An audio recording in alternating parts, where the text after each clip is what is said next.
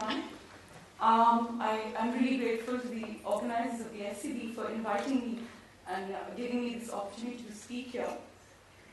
I will speak on a subject that is hotly contested, that of tigers and people, which I probably should have left alone, given that I'm, apart from being a biologist who has worked in tiger reserves, I'm not really a large carnivore biologist. And by no means would I like to be considered one, actually. But although I focus on tigers, this talk is not just about them. My lecture today is about the continuing conflicts between local people and conservation in our 42 plus tiger reserves, and the interplay of science, policy, politics, and human rights, and how rigid adherence to certain policy decisions can affect conservation outcomes. So it has worried me, and I'm sure it has worried most of you, that this magnificent cat is still on the, is on the brink of extinction globally, and India, of course, remains the main stronghold of the species. But despite massive efforts and a single-minded focus on the species, the outlook seems to be bleak. And we must ask where we are getting it wrong. It is not easy, as tiger conservation comes with a whole baggage of divided ideologies, especially where the debate has been mainly about the impacts of local people, whether or not they do have a negative impact and how much and all that, and consequently the methods of conservation approaches to follow. So what are these ideologies about? One is, of course, the dominant model of conservation, as you all know it, the preservationist paradigm, that nature conservation is best done by excluding people, and an important fallout is relocation and displacement of people, which has come to be seen as one of the most important tools of conservation today, especially for tiger conservation. While in the last 2 decades, there's also been greater calls for varying reasons that conservation approaches need to be more equitable, inclusive, and participatory. And science is often used or misused to justify or bolster these conservation approaches. However, I believe that often these stem from differences in value and belief systems, and maybe from personal biases and experiences. I believe that I do not subscribe to any ideology, and I sometimes wish I did, because it would make my conservation approach much simpler. But unfortunately, that is not the case. The real world of conservation, to me at least, is full of complexity and shades of grey. And like Kamal Bawa pointed out, is also very, very site and context specific. So, I've taken a long and somewhat confused journey where there was never any certainty in my mind as to what is my position. And I faced many dilemmas that I'm sure most people as practicing conservationist biologists do. So in my often confused journey, but there was just one thing about which I was clear, that conservation approaches had to be fair, equitable, and morally defensible. This is more important than it might appear, because the history of conservation is replete with instances of coercive conservation which has been unfair and inequitable, and to many of us, morally indefensible. And I believe that in conservation, the means matter as much as the end. It is also my strong belief that one must show a very high sensitivity to the human dimensions of conservation, which is often made up of much more marginalized sections of society, and not the privileged lot to which I and most of us belong. Often the most affected by conservation efforts have little voice or access to power. Nevertheless, however marginalized these communities are in a democratic country like ours, they do have one weapon that gives them power, and that is the power to vote and to exercise their franchise, and the power to positively or negatively affect conservation outcomes. So, but yet, like I said, the history of modern conservation has been largely coercive, and there have been forced evictions of people from their homes and forests. There have been curtailment of people's rights on natural resource use without providing alternatives. But I think that coercive conservation has its limits. It may achieve conservation goals in the short term, but there are two main reasons that I believe that this is not desirable. From the interest of conservation itself, as I will show you, it can backfire at a later stage. Second is a more personal and philosophical objection, as I believe that conservation must be fair and equitable, so I don't believe that justifying draconian conservation measures for the greater good is morally defensible. And it's something that I have little patience for. And I don't think this is just a personal stand, or it should not be. It's not one of the many options that we choose from. Isn't this what a democracy and civil liberties, that it seeks to guarantee stand for? I started out believing, of course, like most young conservationists, and that local people in and around parks have a great negative impact on wildlife or biodiversity in the parks we are seeking to protect. But of course, the extent of impact is site-specific and context-specific. I also started out believing, again like most young conservationists, filled with a lot of hope and idealism, that whatever the nature of the conservation issue or the human dimension problem, I, along with an able team, would be able to address it. I also believed that there was a middle path and that reasoned reconciliation was possible. With that conviction, we began a conservation program inside one of India's tiger reserves, a fascinating area called Namdapha. It has been a long journey since, where I've tried to play multiple roles: that of a researcher, a conservationist, an empathetic citizen, and even a member of the NTCA.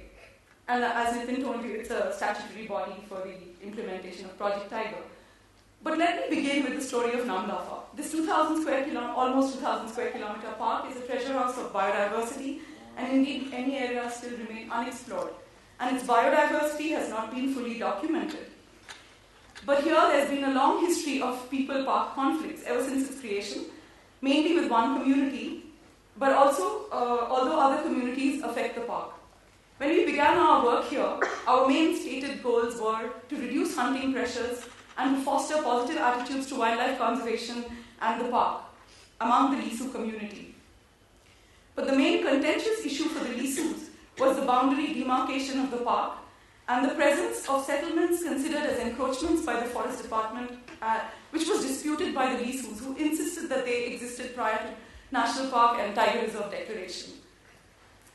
Apart from this, the Lisu were also held responsible for the depletion of prey population and tigers, and park management mostly relegated their responsibility for enforcement, saying that it was impossible to carry out enforcement activities because of citing various problems. There were many meetings and circulars and calls for removal of these encroachments, but almost no action on the ground. From 2003 onwards, we engaged in this site for close to 8 years, with various activities to address people's concerns and win their support. Education, healthcare, rural energy, agricultural assistance, and assisting some with potential livelihoods, while simultaneously trying to establish some baselines, there were none, and monitor populations of key faunal groups that were targeted by hunting. In all this, we were assisted by the Lisu and we worked with them. The Lisu had a bad reputation in conservation circles, so a considerable amount of my time was spent in advocacy with state and central government officials. As a biologist, I could see and measure that people's presence in the park indeed had a very negative impact on the status of wildlife. However, at the same time, we believed that the people had to be a part of the solution. And put very simply, the future of Namdapha depended on their support. I must add that as in most of our reserves, the negative impacts were not only restricted to the small number of people in the core of the park, but of people on the fringes and indeed even from across the border with Myanmar. So only removing the 400 plus people from the core would not really help unless the authorities had effective management and enforcement mechanisms in place. Our conservation program initially did have some desired impacts. Attitudes changed somewhat among hunters, and the attitudes of higher level officials to the engaging in a dialogue with the Lisus also changed, and from 2005 sporadic dialogue started over these long-running contentious issues. But life for me wasn't easy. As a wildlife biologist and conservationist, I was caught between a rock and a hard place, trying on the one hand to negotiate with the reluctant people that relocation would not be so bad, that we could find alternate solutions and land that could be acceptable to them. While on the other hand, I was trying to push the state and central government to implement, to find suitable sites and end the status quo. The status quo that is the long-running uncertainty and dispute, which I think harmed the park. In addition, of course, we were running other aspects of the program, which included research on people's socioeconomic conditions and their impacts, and alternate sources of income, and running village schools in these remote forests, and coordinating a healthcare program. Since 2005, I also tried without success to get the government to set up a protection force by inducting the Lisus, who with their knowledge of the terrain and other skills could assist the forest department in protection. This did not materialize, again, because of a stalemate with regard to the issue of their settlements in the park. As I said, people had a negative impact to the park. Our research showed this. Tigers, whose densities had always remained low in these rainforest habitats, seem to have gone functionally extinct. Prey abundances were low compared to similar habitats elsewhere. So I felt that relocation from the heart of the reserve was needed.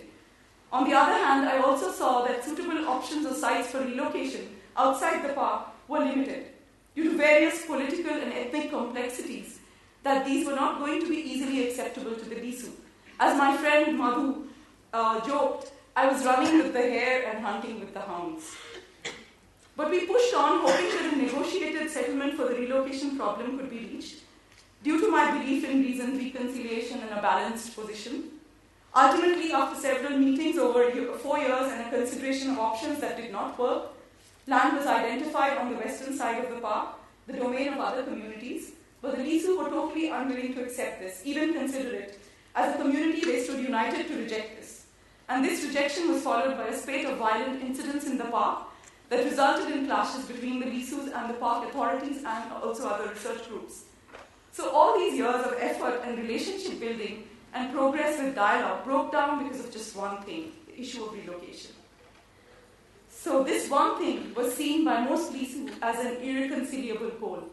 As a Lisu leader summed it up to me in a last meeting, that we, NCF, wanted to save wildlife in the park while they needed and wanted land, and the continued presence of their settlements in the park.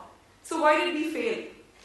First and foremost, I would be the first to acknowledge that in retrospect, there were several flaws with our own approach and limited knowledge of social dimensions. But equally, there was a history of deep-rooted antagonism and mistrust on both sides. There were weak local institutions. There was poor governance and management of the park in the last decade or so, which exacerbated the problem. There was a marginalized community here with deep-rooted insecurity related to their existence and status. As an aside, I want to say that these are not even considered a scheduled tribe in Arunachal, which is very important for all tribes there. And that really is a very important reason for their refusal to negotiate on this. And there were larger issues in the socio-political environment. But ultimately, the issue of relocation was an overarching point of conflict tied to people's survival. So what lessons did we learn? We cannot force conservation down people's throats when they have greater survival and sustenance concerns. And that resistance by even 85 households is resulting in a stalemate. So who's the ultimate loser in all this? The wildlife and tigers. So what will be the ultimate fate of Namdapha?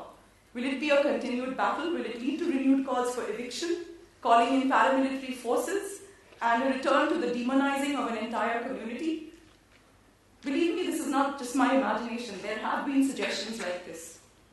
Or will it again lead to complete disengagement and continued uneasy truce, where the park is again left to its own devices before we engage with it, and a free-for-all which would make the Lisu happy, and the state deluding itself and others that all is well inside the park, simply because no one goes there, and their belief that it is inaccessible. It is not inaccessible for hunters. Will it be the status quo and business as usual? Or will sense prevail, and will there be dialogue, negotiations, or attempts at a compromise solution which may be better in the long run for the maintenance of forests and diversity? Although in a much less pristine ideal which is demanded by most conservationists and policymakers, and indeed me. But also I must tell you that we cannot lose Namdapha because it's not just important as a tiger habitat, to the exclusion of all other species. It is an important area globally for biodiversity. So, and this slide sort of sums up what the Lisu feel about Namdapha. This is not their attitude to the forest per se, but this is their attitude to the idea of a park, idea of a tiger reserve. Namdapha may be an extreme example, but what's the broader picture of relocation efforts across the country in our 42 plus tiger reserves and other PAs? Unfortunately, it seems to be the same in many other places from my reading of this. Firstly, there's now some 42 tiger reserves. This only shows 40, and there's some 4 more proposed. And firstly, how much area is set aside for tiger reserve? There's a tremendous growth, expansion in terms of areas, okay? And all of you know, now it's about touching 55,000 square kilometers in 46 plus so-called tiger reserve. But please note that there are tigers in other national parks and sanctuaries too, and also outside in PAs. Okay, first off, is relocation doable and can it be done? Of course, there are a few examples of relocation that has been successfully done, and these are rightly celebrated. But let us look at the figures. The TTF report, the Tiger Task Force report of 2005, pointed out that since its inception, we've been only able to relocate 80 villages and some 3,000 families. And some estimates from that report suggest that close to 1 million families and 4.3 people live within our 600 odd PAs. So after decades of effort, we have relocated only about 2% of families in PAs. Okay, and yet relocation as a conservation agenda is being pursued aggressively today. There are huge funds available for this, with allocations being increased for tiger reserves, with ongoing and planned relocation. In fact, currently, to my knowledge, relocation efforts are underway in at least 11 tiger reserves across 9 states, and the planning is going on in more.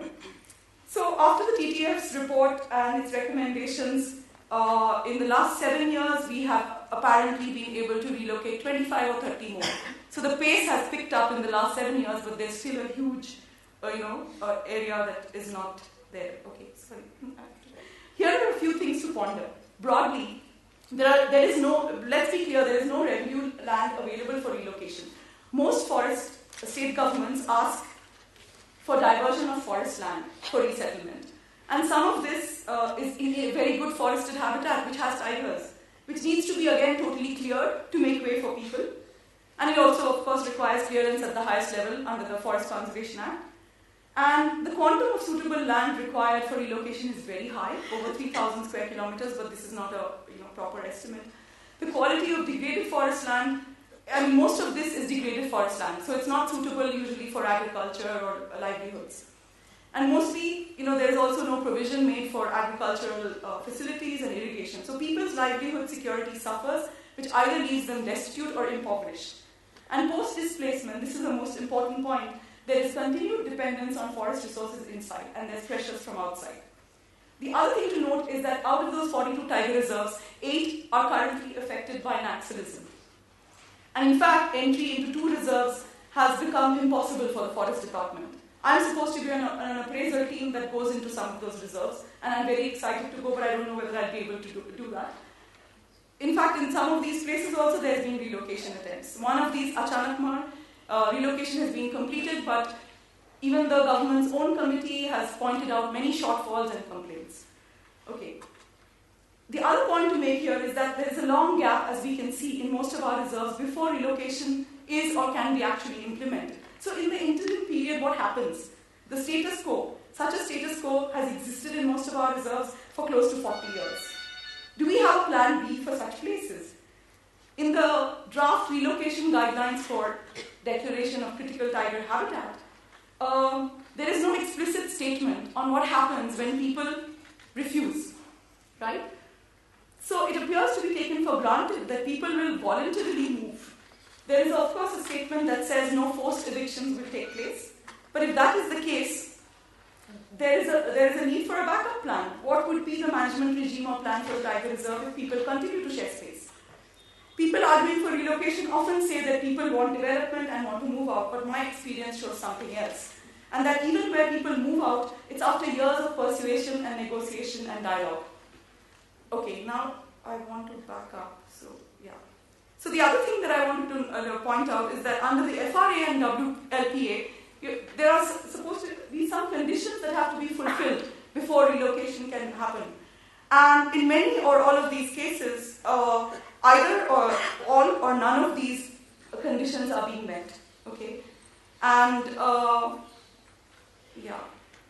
and there are some contradictions here that reasonable options such as coexistence is ruled out. How do you actually do this?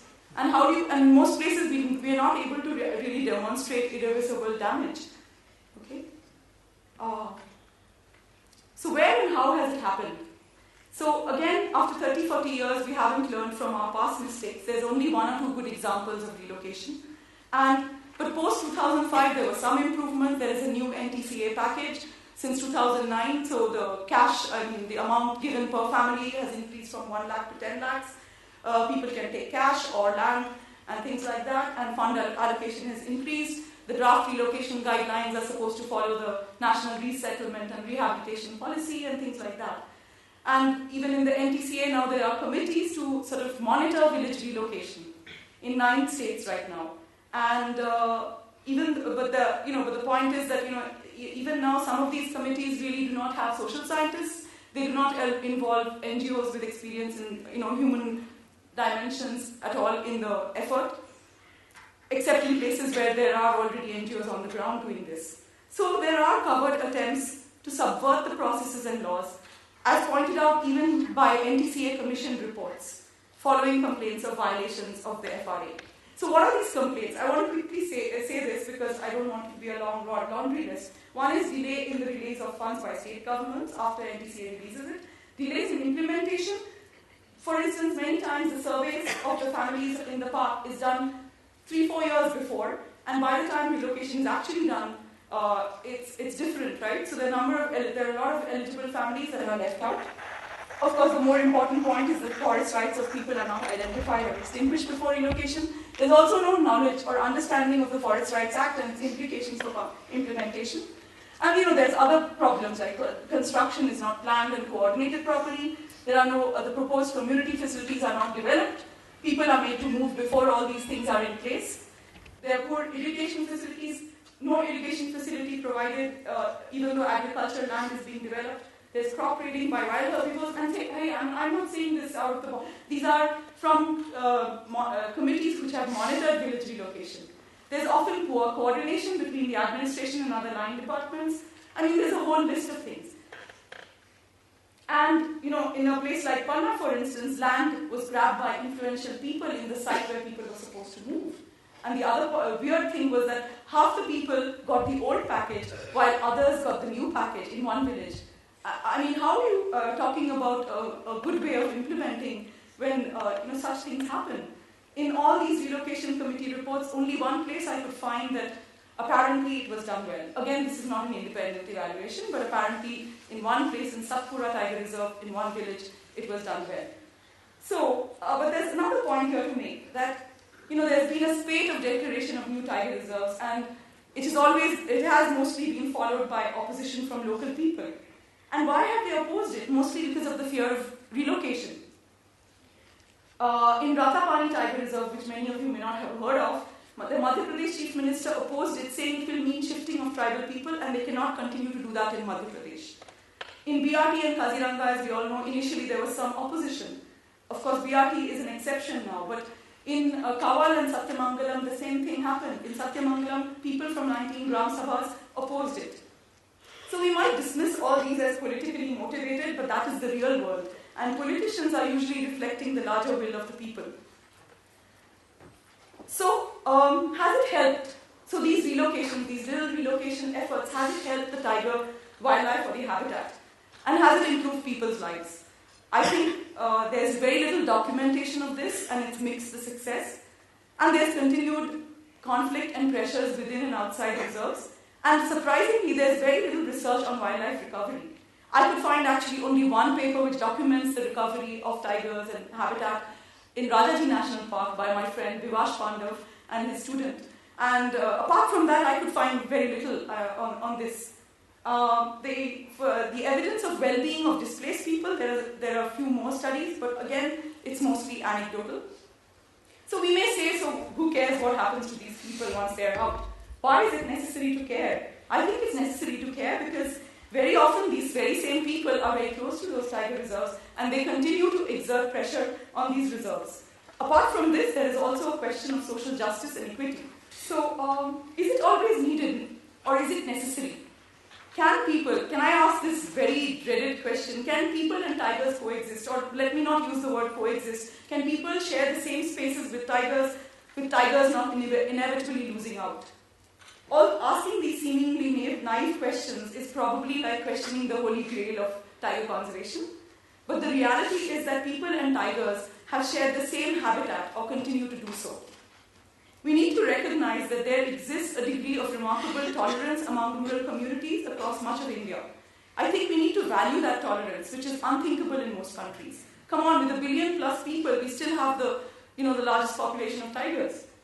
Let us spend some time now questioning this holy grail, that tigers and people cannot share space.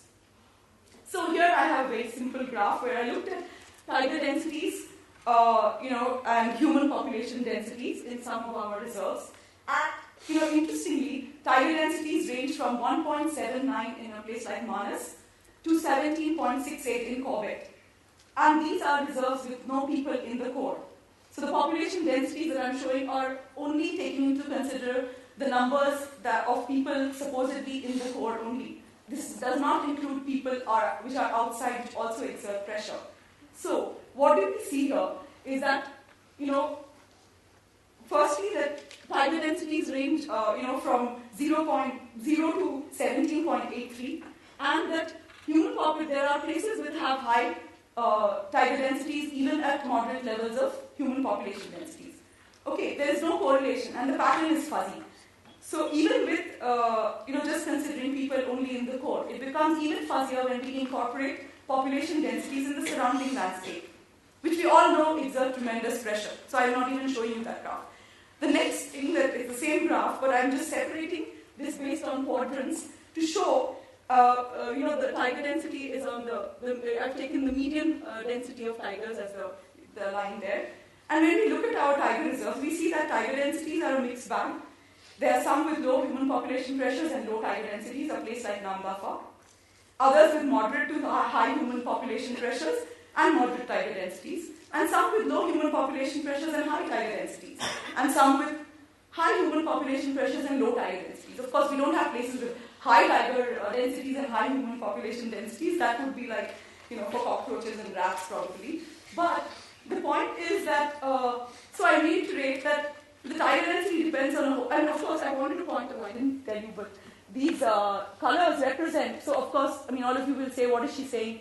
Obviously there are different sites and ecological conditions. So what this shows actually is that, the yellow symbols are for places which are grasslands and forests, like Corbett, Manas, and some of those places. The brown areas are deciduous forests, and the areas in green are tropical moist forests or rainforest areas. So we see that, there are places like in tropical moist rainforests, like in Namdafa and other places, where it's low human populations and low tiger densities. And we know why it is so. Okay. Whereas So whereas, you have deciduous forest habitats, which are supposed to be the best areas for tigers, there's a whole range. There are many deciduous forest areas with also very low tiger densities, and low human population densities. So the next thing I want to say is that tigers have lived outside PA landscapes, and indeed, many of these recently declared tiger reserves are formerly reserve forest areas with large human populations and pressures. And some recent studies and observations show that they disperse long distances over human-dominated landscapes. And we also know that, of course, that people and tigers are, that there's conflicts are higher, there's mortalities, and, that is not a happy situation. But it's funny because, we are relocating people to reserves outside which we want to maintain as places for tigers to disperse. And, we want to maintain their connectivity, yet we are putting people from one place and just putting them outside. I don't understand how that helps, really, sometimes. And, there's a paper by my friend Pandav and Abhishek which points out that, they find areas systematically with high tiger occupancy even outside existing protected area networks. And they say that population persistence requires that landscapes remain permeable to tiger movement. So the other thing that strikes me is that under this prevailing concept, the very same landscape that we were earlier considering to be sinks has now suddenly become source populations due to an upgradation of their status as a tiger reserve. For example, the forests around Satyamangalam were all reserve forests. It was notified as a wildlife sanctuary, and now You have a small number of the Irulas and Solegas living there. They have always shared their space there with tigers. But suddenly, because we've declared it a tiger reserve, we want to change those conditions and insist on relocation. Do we have to insist in all these places? So do we want to disrupt the conditions under which people have lived with tigers in some places? So what does the science say? That tigers need undisturbed areas to breed, prey populations have to be of a certain, density and things like that, and the grazing, hunting pressures, fuel wood, NTFP, and people all impact. And the basis for this concept of the envirate core is a population viability analysis which suggests that tigers need an area of 800 to 1,000 square kilometers to support a minimum viable population of 20 breeding female tigers and 8,200. So, but mostly, only 13 of our tiger reserves have areas larger than 1,000 square kilometers, and only 13 also have no resident villages in core. But as we saw, they vary in their effectiveness in protecting tigers, and which has no relationship to human densities. So, and a lot of research has shown from many of my scientist colleagues here, in places like Bandipur, in Buxa, in Taroba, Andheri, Sundarbans, Manas, that human populations in the fringes have a huge human footprint in these areas. In Sundarbans, for example, it will boggle your mind, there's 3.5 million people living within 20 kilometers of its boundaries, and the density in the fringes is about almost 1450 people per square kilometer. And so there seems to have been very few attempts to carry out research that looks at the thresholds of such disturbances and pressures, or examines how tigers have persisted in some landscapes with considerable numbers of people. So all I'm asking is, what are the conditions under which this is possible? What are the limits to this coexistence? Or if you prefer, sharing spaces and the mechanisms by which these conditions can be made possible, at some sites at least. The next thing I want to say is I want to compare a large cat, the snow leopard. One is the tiger, a national icon, and the snow leopard is its poor cousin. But it's also as much endangered or threatened as tigers. And one may say that this is like comparing apples and oranges, and but why? What's so different about snow leopards and tigers? Maybe that high altitude ecosystems have much lower human population pressures, thereby allowing a certain degree of human use. But these systems also have poor productivity, and we are talking about ungulate prey densities that are at least an order of magnitude lower than wild ungulate prey densities in tiger habitat. And there is pervasive human use of the landscape, and there are protected areas. Research on this species has consistently documented negative impacts: competitive exclusion by wild herbivores, overstocking of rangelands, livestock killing by snow leopards and wolves, leading to conflict with pastoral people. But it gets curiouser and curiouser, as Alice in Wonderland would say. The conservation approach being advocated and followed in our country, with the same forest department and the same ministry, is not one of exclusion, but of cooperation, of sustained engagement, dialogue, proactive management with people. People are being accepted as part of the landscape and that they cannot be wished away. Of course, it's difficult, but there is a recognition that these landscapes have to be managed. And relocation of people is not considered a policy imperative. It's not even spoken of, despite the fact that these are also under the traditional PA network and they have been notified under the Wildlife Protection Act. So I come to two uncomfortable conclusions: that by refusing to question the Holy Grail and not exploring the ecological conditions and thresholds of coexistence of people and tigers, the science we conduct is not balanced. And that must change, and we must try to understand to what extent it is possible, from an ecological perspective, for people and tigers to continue to share spaces under the dominant forms of land use in these forests. I don't think we've done it at all. And the next conclusion is that, looking at the snow leopard example, the way conservation is promoted depends a lot on personal values and ideologies, even though as scientists we tend to disguise it as science-driven. I can think of no other reason why well-documented, almost identical negative impacts of local resource use on the status of two endangered species can lead to such divergent conservation approaches for two of our large cats, the tiger and the snow leopard. Returning to the problem of tigers, we are in a crisis. The tiger's historical range has shrunk globally, and it occupies no more than 7% of its range. But there must be reasons, like I said, that why of all countries, India with 1 billion people remains one of its last strongholds. So, and I think that's largely to do with a lot of tolerance of people, of rural people. So why has it shrunk? The problem of scale. Let's get a perspective here. Most of this loss outside, in fact, there's a 12% decline in the occupancy of tigers according to the last tiger census report outside clear landscapes. Why has it happened? Data from the CSE shows that so many projects were cleared. Forest land was diverted, and all of this was for large dams, industrial projects, mining, and roads and railways. So let's get real about what is actually causing this crisis. Yet a disproportionate focus and effort is geared to securing the remaining areas by excluding people and portraying them as villains, and so much baggage that needs to be removed, while not being very effective in reducing these larger pressures of development.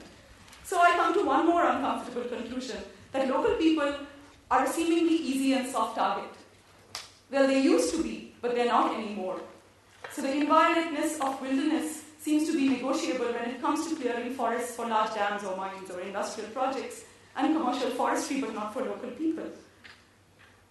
So are there other ways to manage PAs? I don't have time probably to go into this, but all I want to say that there are multiple means by which we can have inviolate spaces or whatever, in some areas, but we can also have some places where we're willing to experiment, where we're willing to try other governance models where it is done with people or with other partners. And such efforts and experiments have been tried in our neighboring countries, South Asian countries, and they are far ahead of us in all these. So I'd like to conclude that we all seem to be striving for a very unattainable goal in many places and wringing our hands at the delay and failure for the last 40 years. And I believe that yes, relocation is an ideal, and if possible to do it without leading to more problems for wildlife and people, we should try it. But it should be site-specific and follow the due process of law, and done through transparent means, through dialogue and negotiations and studies that assess whether it is absolutely necessary in all places. And relocation, will remain a pipe dream in some places, either because people refuse voluntary relocation, or because even if people are willing, implementation is delayed due to a whole variety of reasons. And also because in some sites and some communities, sharing space is possible. Relocation, given its other negative fallouts, need not be pursued in all sites. And also because, we have a goal that we have to look beyond PAs and conserve tiger habitats outside and, maintain connectivity. We are trying to notify buffers and mainstream tiger conservation. How will we do that if we expect that people have to share their space with tigers outside, while areas inside are only the tiger's domain? Okay, so I want to say lastly that many of you may be wondering, but hey, tigers are the ones in a crisis, not people. Those sections, but let me tell you that we are a billion plus people, but there are large sections of people that I talked about in rural areas. They are also in a crisis. And as long as tiger conservation remains only the concern of the privileged upper and middle classes, we cannot expect success. It also cannot be by making a certain section of society impoverished, destitute, and against the tiger. It could have been you or me. And in the end, I'd like to thank my husband, Dr. Charudat Mishra, Mahesh Rangarajan, and Madhusudan, who really helped me think about these ideas and talk over many years. And I also would like to thank many of my students and other colleagues, both in NCF and outside, who've supported, and we've had many debates and discussions. I'd also like to thank my student Rohit Naniwadekar. It's customary for students to thank their guides, but I really would like to thank Rohit for a lot of his support and his passion for Nanga. Thank you.